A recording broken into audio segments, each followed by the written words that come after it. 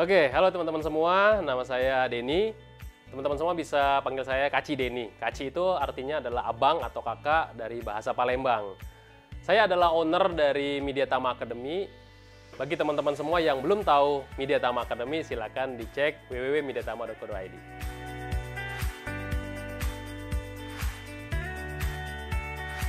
Oke, kesibukan saya memang banyak sekali urusan di Mediatama, tapi saya juga menyempatkan untuk bergabung di asosiasi yang dikenal dengan istilah Perkumpulan Ahli Keselamatan Konstruksi Indonesia sebagai pengurus juga di sana.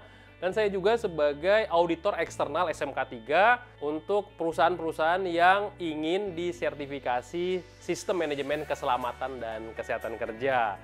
Dan saya juga sebagai dosen di salah satu perguruan tinggi yang ada di Jakarta.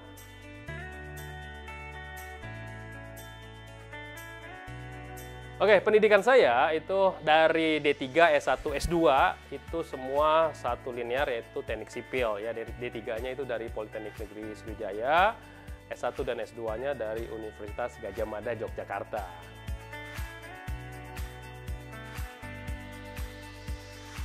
Pentingnya pendidikan buat teman-teman semua, mungkin ya, kalau saya pribadi melihat teman-teman semua yang entrepreneur juga, itu rata-rata pendidikannya SMA. Saya sendiri yang mungkin terlalu tinggi pendidikannya ya. Jadi ini buat teman-teman semua ya, kalau ngomongin soal pendidikan, apapun pendidikan teman-teman semua pasti bisa jadi entrepreneur, asalkan ada kemauan ya.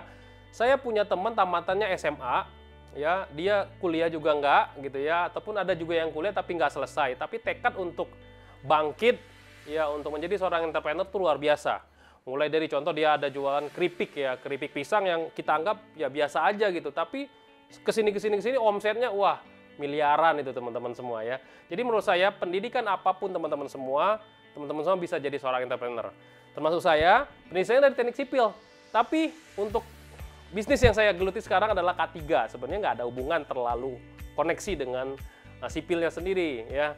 Nah tapi karena saya cinta dengan pekerjaan saya, cinta dengan K3, akhirnya ya terciptalah Mediatama sampai sekarang ini.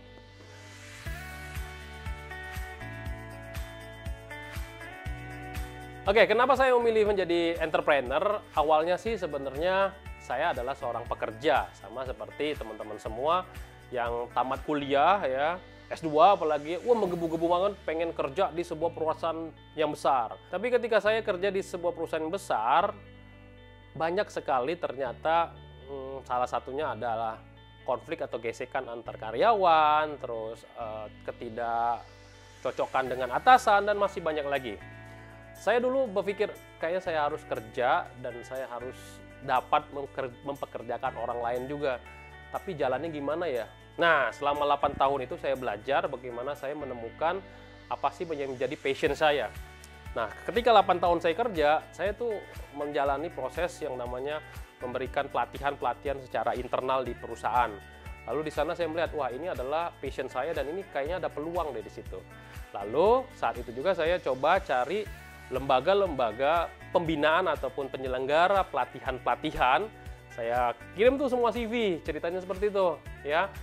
Pada saat itu adalah beberapa lembaga ya, PJ K3 juga, perusahaan jasa K3 yang memanggil saya untuk memberikan pelatihan gitu ya. Tapi memang di situ saya tidak mentargetkan berapa honor yang saya harus dapatkan, enggak. Jadi teman-teman semua kalau mau bisnis seperti ini, sebenarnya bisnis jasa seperti ini, seperti Mediatama, nggak bisa langsung target sekian gitu honor saya, nggak bisa ya. Jadi orang harus tahu dulu kompetensi kita, kualifikasi kita, apakah sesuai atau tidak. Jadi saya bilang sama pemiliknya, si ownernya, bayar saya apa adanya aja, saya bilang, sesuai dengan kemampuan saya. Nah, saat itulah terbukalah ternyata ada peluang di sana ya.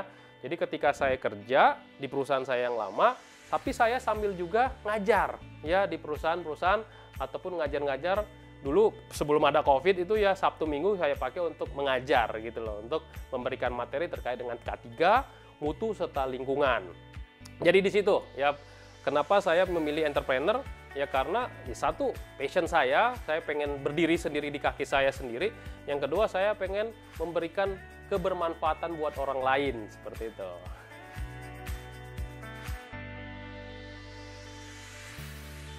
Apa perbedaan kalau kita bekerja di perusahaan dengan kita yang memiliki usaha sendiri gitu ya. Banyak sekali perbedaannya teman-teman ya. Kalau selama ini teman-teman, kalau misalkan kerja di sebuah perusahaan, teman-teman nggak usah mikirin berapa gaji yang harus dikeluarkan, berapa THR, insentif. Yang penting ya gua kerja, gua ngerjain semua KPI gua gitu ya, dan gua dapat gaji gitu loh. Terus nggak mikirin lagi, misalkan jam 5 ya udah ini waktunya gua gitu, me time gua gitu. Terus kalau misalkan hari Sabtu Minggu ya udah gua liburan gitu.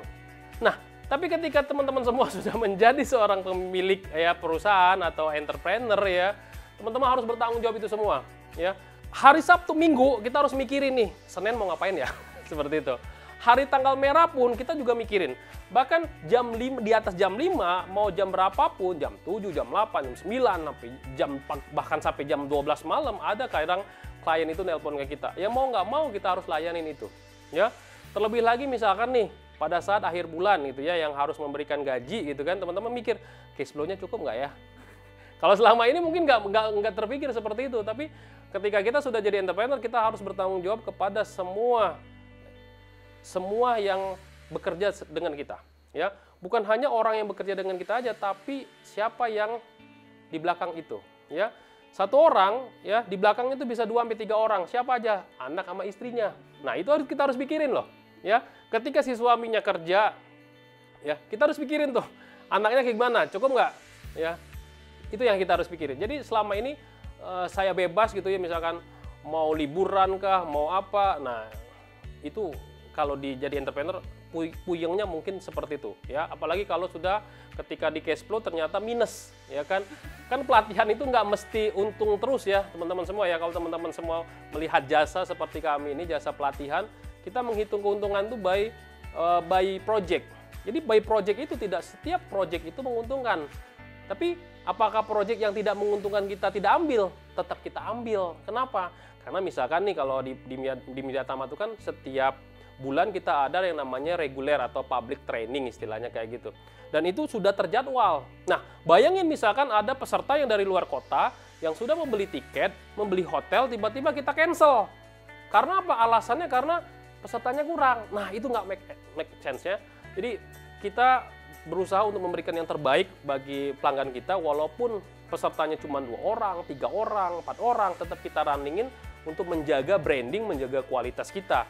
Nah, hal-hal yang seperti ini, kalau kita menjadi karyawan nggak akan terpikir seperti itu. Untung apa rugi gitu ya. Nah, kalau saya pribadi ya udahlah, yang namanya kita bisnis, kita dagang lah istilahnya ya, usaha tidak mesti untung terus. Ya, saya pernah membaca dari artikelnya Bob Sadino, dia bilang kayak gini, Om Bob bilang katanya ada yang ditanya kayak gini, jualan untuk cari untung apa cari rugi? Dia bilang, saya kata Om, saya cari rugi. Kenapa? Karena tidak setiap usaha itu selalu rugi, pasti ada untungnya. Nah, kalau kita balik juga kayak gitu, tidak setiap usaha kita, dagangan kita untung terus, pasti ada kalanya kita rugi, ya kan? Nah, kerugian itulah kita anggap sebagai pelajaran. Nah, ini bermanfaat juga buat teman-teman semua ya. Kalau misalkan dagang tiba-tiba baru 1-2 kali rugi, ya itu anggap aja teman-teman lagi kuliah. Saya anggap seperti itu ya. Kerugian kita itu adalah kuliah kita ya, seperti itu. Ujiannya juga seperti itu ya. Namanya kuliah, ujian kan mengeluarkan uang. Nah, teman-teman ujian dan kuliahnya langsung ke bisnisnya. Nah, itu mungkin lebih bermanfaat buat teman-teman semua.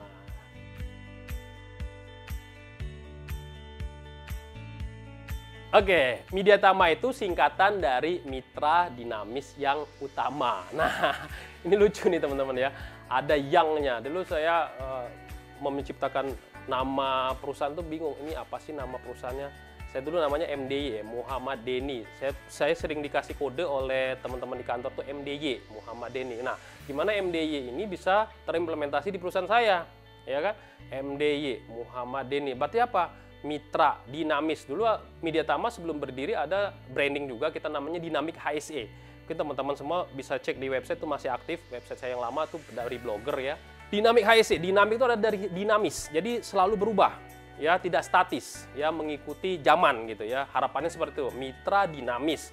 Saya bilang mitra dinamis utama, Y-nya di mana? Ya saya tambahin, Y-nya itu adalah yang, jadi lucu banget ya. Mitra dinamis yang utama.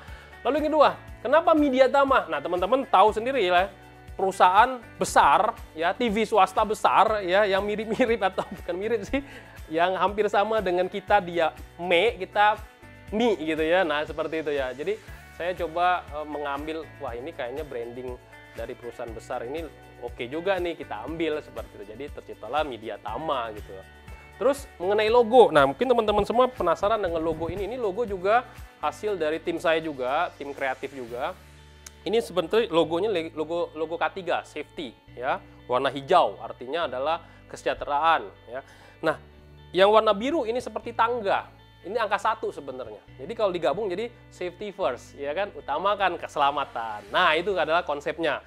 Nah, Mediatama sendiri bergerak di bidang pelatihan, konsultansi dan sertifikasi, khususnya di K3, tapi juga kita melayani untuk jasa sertifikasi mutu ya, ISO 9001, ISO 14001 manajemen lingkungan, dan ISO 45001 untuk manajemen K3 sendiri, seperti itu, selain dari pelatihan, konsultasi, dan sertifikasi, seperti itu.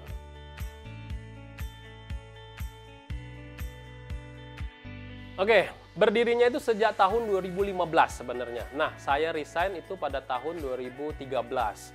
Nah, awal ceritanya sebenarnya seperti ini. Jadi ketika saya kerja di sebuah perusahaan itu kan saya nyambi-nyambi tuh sebagai auditor, sebagai instruktur, ya kan. Nah, ketika saya nyambi-nyambi itu mungkin ada orang yang nggak suka sama saya, lalu dilaporin ke direktur. Dia bilang, oh ini Pak Denny ini kerjanya double-double, dibilang kayak gitu kan. Akhirnya saya disuruh milih, mau pekerjaan sampingan saya dijadikan pekerjaan utama atau saya tinggalkan pekerjaan samping saya tetap urus pekerjaan di kantor. Tapi sebenarnya pada saat saya kerja di kantor pun tidak ada masalah dengan pekerjaan di kantor saya, semuanya beres gitu loh. Ya tapi ya namanya orang kan ya, kerja pasti ada suka dan nggak suka ya, ada pro ada yang kontra gitu kan ya. Nah cerita disitulah awal mulanya. Jadi ketika saya diminta itu saya berpikir, mau sampai kapan saya kerja di sebuah perusahaan gitu? Mau sampai kapan saya harus menjadi karyawan, menjadi pegawai gitu ya? Ya teman-teman tahu sendiri ya, berapa sih gaji karyawan, gajinya pekerja gitu ya. Mau kita segiat apapun ya kan, ya tetap gajinya juga segitu, insentif juga nggak gede-gede banget gitu kan ya. Nah disitulah konsepnya. Jadi sejak tahun 2013 saya resign, lalu saya mencoba untuk berdiri sendiri di kaki saya dengan saya mengajar secara freelance ya di hampir semua PJK 3 ya.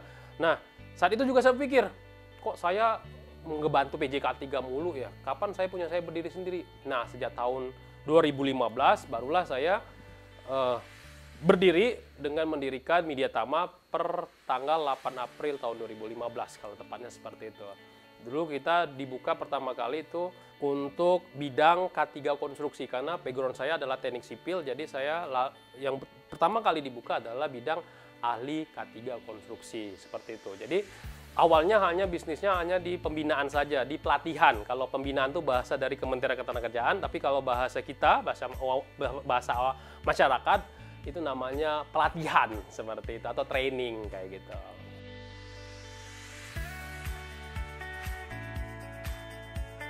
Aduh, kalau soal modal tuh ya teman-teman ya, 2013 tuh ya, saya punya tabungan tuh sedikit ya. Mungkin tabungan saya itu kali cuma 15 juta ya, 15 atau 20 juta ya sejak saya resign dari perusahaan. Tapi saya punya kartu kredit yang banyak. Jadi saya punya banyak kartu kredit. Jadi kisahnya itu saya gunakan uang 15 juta sampai 20 juta tadi untuk kehidupan saya pribadi. Lalu saya kemana-mana saya pakai kartu kredit. Saya bismillah aja saya bilang pakai kartu kredit. Sampai 6 bulan saya pakai kartu kredit, dan kartu kredit udah banyak banget tuh ya. Tahu sendiri teman-teman ya, kartu kredit jangan macem-macem ya. Nggak boleh ambil uang cash di sana ya. Kenapa? Karena gede banget bunganya ya kan. Terus harus ngebayar tepat waktu. Nah, hati-hati banget teman-teman. Itu terjadi sama saya. Jadi 2013 resign, pada saat itu saya diposisikan manajer corporate di sebuah perusahaan. Ya tahu sendiri ya, gajinya gede gitu kan ya. Tiba-tiba dari posisi comfort zone, tiba-tiba kita beralih ke posisi danger zone. Nah, kebayang nih. Tiap bulan kita dapat gaji ya, secara terus-menerus, tiba-tiba gaji tersebut hilang. Kebayang lah ya. Gimana coba? Ya semua tagihan, ya tagihan cicilan, tagihan apa, tagihan rumah, tagihan mobil, tagihan apa, semua numpuk semua di sana. Bayang nggak?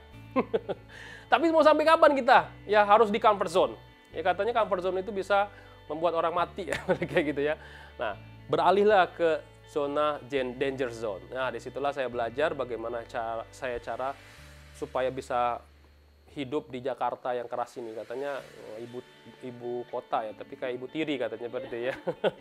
Nah, disitulah saya mulai memberikan materi training ya di hampir semua PJK 3. Lalu 2015 saya nekat membuka badan usaha ini.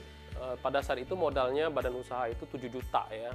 7 juta pun saya harus cicil juga ya kan, 2 kali saya minta bayar gitu ya, 2 kali. Terus alhamdulillah bagian notarisnya juga mau. Kenapa? Karena notarisnya juga kenal sama saya dan teman saya ya. Jadi saya tuh dikasih tahu, ini loh jalurnya kayak gini dikasih tahu. Ya, dengan modal kisaran 7 juta itu saya membuka sebuah lembaga ya, legalitasnya untuk apa? Karena bisnis seperti ini harus ada legalnya dan nggak boleh CV ya, harus PT, kebayang ya. Nah, saat itu jadi sebuah akte notaris, Kemenkumham, SIUP, TDP, NPWP, domisili, PKP. Nah, kalau sekarang kan mungkin enak tuh ada jasa caloknya istilahnya ya. Kalau dulu saya keliling ya, ngurus sendiri semua ke kelurahan, kecamatan. Buat apa? Buat lebih hemat untuk urus-urus seperti itu. Nah, ketika sudah terkumpul semua dokumen lengkap, barulah saya minta bantuannya ke pihak Kementerian Ketenagakerjaan untuk dapat diberikan izin untuk pelaksanaan pembinaan dan sertifikasi keluaran dari Kementerian Ketenagakerjaan. Nah, disitulah proses kita, ya. Tapi ketika saya buka nggak langsung rame. Kenapa? Karena ada yang namanya branding. Ya, saya harus meningkatkan branding itu gimana caranya. Di samping itu juga ada branding yang luar biasa, yang menguasai semua kancah K3 ini gitu ya, mulai dari sosial media, Facebook, IG, YouTube, Google, dia semua kuasai. Nah, saya berpikir, kayaknya kalau untuk naikin branding kita harus kuat di sosial media. Makanya sekarang, alhamdulillah nih, Mediatama sudah ada di YouTube. Ya, teman-teman cek ya, YouTube-nya Kak Cideni dan itu sudah dimonetize ya. Terus, kalau teman-teman cek di Google, itu SEO-nya kita semua nomor 1. Ya, kalau teman-teman cek ya, kalau ahli K3 umum, ahli K3 konstruksi, itu semua kita. Terus yang milenial sekali, bukan milenial ya, anak Gen Z suka main itu apa? TikTok.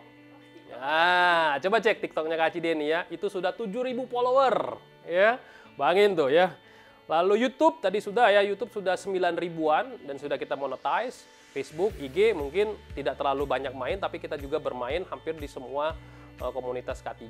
Nah, itulah gimana kita supaya bisa bertahan adalah nge-branding kayak gitu awal mulanya.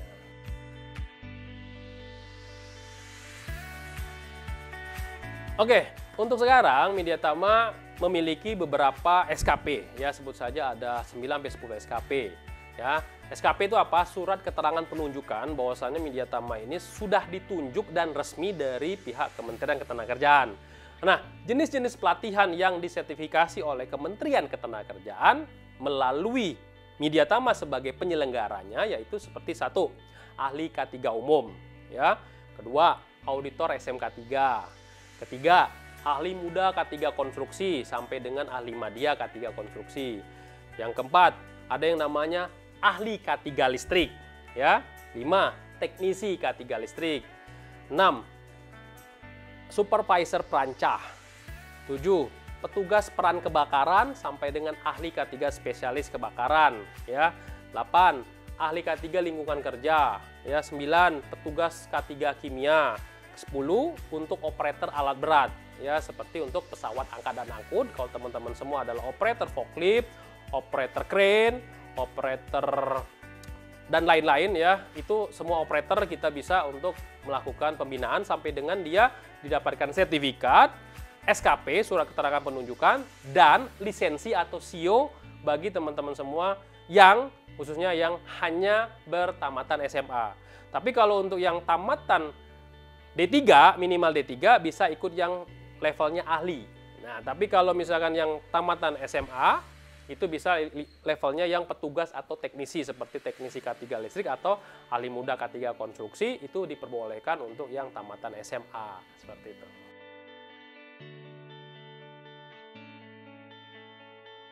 Nah, visi misi kedepannya, Mediatama akan menggabungkan hampir aplikasi yang sering teman-teman pakai. Contoh misalkan Tokopedia.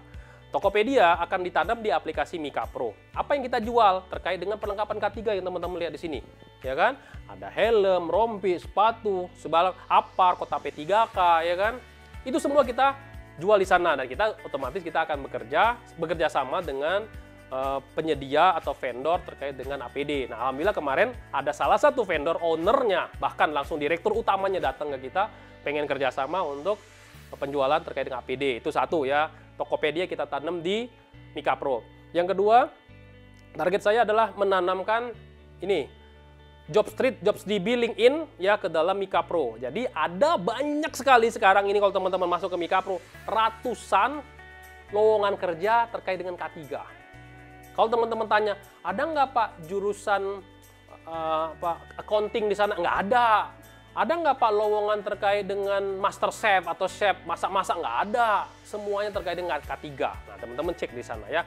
Banyak sekali dan bisa langsung lamar di sana. Yang ketiga, aplikasi CV online. Jadi kalau teman-teman membuat kurikulum VT, kalau teman-teman ngetik di Word atau misalkan buat di Canva atau di mana, teman-teman nggak perlu lagi. Kalau teman-teman sudah punya data lengkap, bisa langsung dibuat di dalam aplikasi Mika Pro. Ada CV online di sana ya. Yang berikutnya, training secara online. Nah, e-course kalau kami bilangnya, seperti yang kalau teman-teman pernah dengar ya, Ruang Guru atau Skill Academy. Nah, kita akan tanam di sana semua. Jadi sekarang saya sudah mengumpulkan ratusan instruktur-instruktur K3 yang mana mereka freelance selama ini. Saya akan kumpulkan, saya akan berikan sebuah rumah di sana dan mereka bisa berkarya di sana dan mereka dapat passive income. Jadi target saya seperti itu ya, untuk para instruktur supaya dia ada rumahnya. Yang berikutnya, ada yang namanya, kalau teman-teman pernah dengar Halodoc. Kalau Halodoc kan teman-teman misalkan sakit, teman-teman konsultasi lalu beli obat kan di apotek. Nah, kalau kita juga kayak gitu. Banyak sekali yang alumni-alumni di sana bertanya ke saya. Saya pusing, Pak, Bu, teman-teman semua ya. Nanya tentang K3 kayak gimana, gini, soal kerja kayak gimana. Nah, kita akan sediakan fasilitas untuk konsultasi. Namanya kolega, konsultasi elemen K3. Nah, kita akan tanam juga di sana. Ya, jadi teman-teman semua bisa langsung konsultasi, bisa milih instrukturnya yang mana. Nah, silakan nanti konsultasi dengan instruktur yang dipilih. Nah, target Media Tama adalah ngerangkul semua perusahaan PJK3 tadi di dalam satu aplikasi, sehingga teman-teman para user akan memilih, saya mau pilih yang mana ya, PJK3 mana ya. Nah, disitulah teman-teman semua ya. Itu target Media Tama untuk visi misi kedepannya adalah menguasai database, khususnya teman-teman yang memang berkaitan langsung circle-nya ke K3, sehingga mereka dapat menggunakan satu aplikasi dengan semua fasilitas tersebut.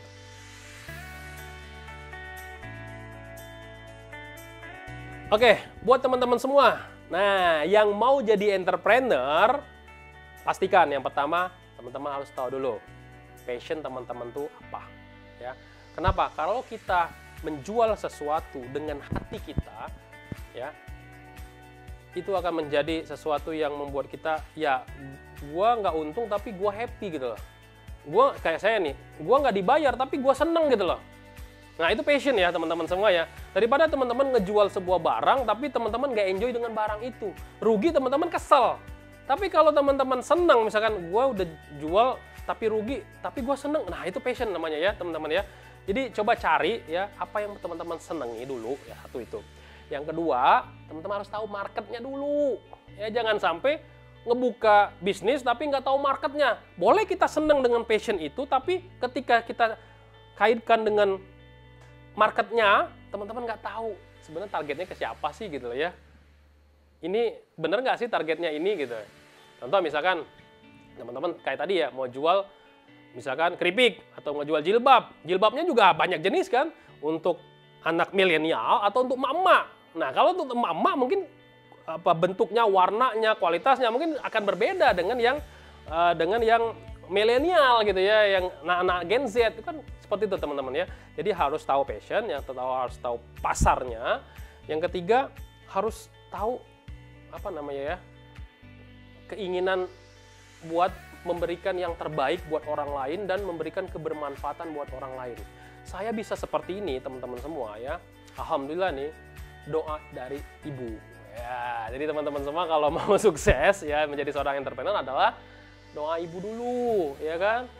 Doa orang tua dulu ya. Nah, kalau masih ada ibunya, ke ibunya. Kalau misalkan nggak ada ibu ya ke bapak gitu. Kenapa? Karena doa ibu itu bisa 7 lapis.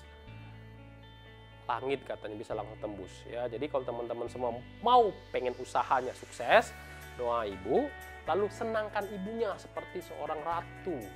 Ya kan? Apa yang ibu inginkan kasih ya, asalkan itu membuat dia senang gitu ya. Insya Allah nanti rezeki akan bertambah. Yang kedua adalah sedekah. Nah, itu teman-teman semua ya, sedekah itu sangat penting sekali ya. Mengingatkan aja sambil, bukan saya ria ya, cuma mengingatkan aja kalau sedekah itu bisa yang pertama ya mencegah, kalau kami bilangnya mencegah kecelakaan gitu kan. Mencegah sakit ya kan. Apalagi ya, mencegah kecelakaan, mencegah sakit ataupun mencegah kerugian-kerugian yang lain ya kan. Itu teman-teman ya, sedekah. Nah, itu ya teman-teman harus benar-benar sediakan anggaran untuk sedekah ya. Yang berikutnya adalah teman-teman harus dapat sering-sering berbagi juga sama timnya ya. Kalau teman entrepreneur kadang terlalu menekan timnya kabur gitu ya. Tapi kalau kita nggak kasih tantangan ya kan, timnya ya nggak semangat gitu. Jadi kalau teman-teman sudah berkembang organisasinya, kasih KPI, Key Performance Indicator, ada reward, ada punishment. Nah, itu teman-teman harus buat. Dan kalau teman-teman semua sudah organisasinya sudah lengkap, kalau mungkin sekarang baru mau buka bisnis, pasti akan dikerjakan semua ya. Misalkan keuangan kita semua, penjualan kita semua, laporan pajak kita juga. Kalau teman-teman masak kita juga gitu ya. Ngemas bahkan kita juga ngemas gitu. Mungkin sekarang organisasi amburadul nggak apa-apa. Yang penting jalan dulu. Setahun, 2 tahun, tahun ketiga rapikan. Nah, kalau teman-teman pengen ngelihat ada yang namanya segitiga, yang paling atas itu teman-teman harus sediakan yang namanya marketing. Marketing itu tugasnya adalah nge-branding.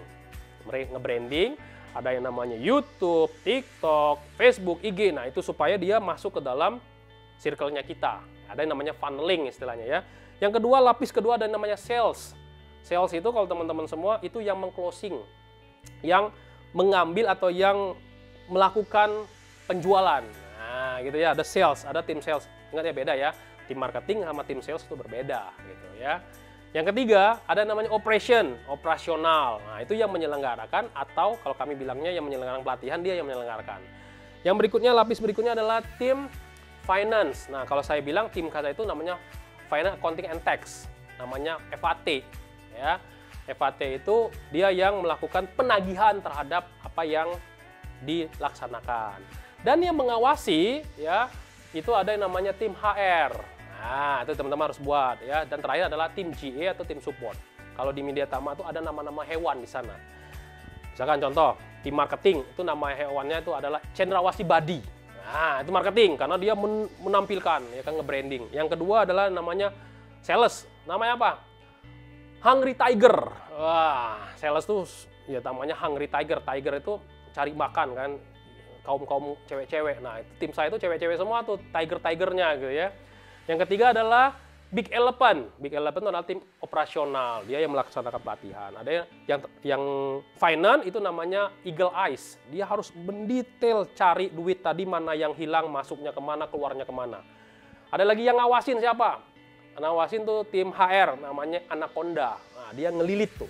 Wah, ngelilit tim tadi supaya dia tidak keluar dari track. Dan yang terakhir adalah tim Panther. Nah, tim Panther adalah tim GA, dia yang paling pagi datang dan pulangnya paling malam. Nah, itu teman-teman semua kalau mau memulai entrepreneur, nggak apa-apa dikerjain sendiri semua, tapi kalau sudah setahun, 2 tahun, 3 tahun, ciptakanlah yang namanya KPI, reward, punishment, organization harus lengkap, ya. Ada juga yang namanya prosedur kerja.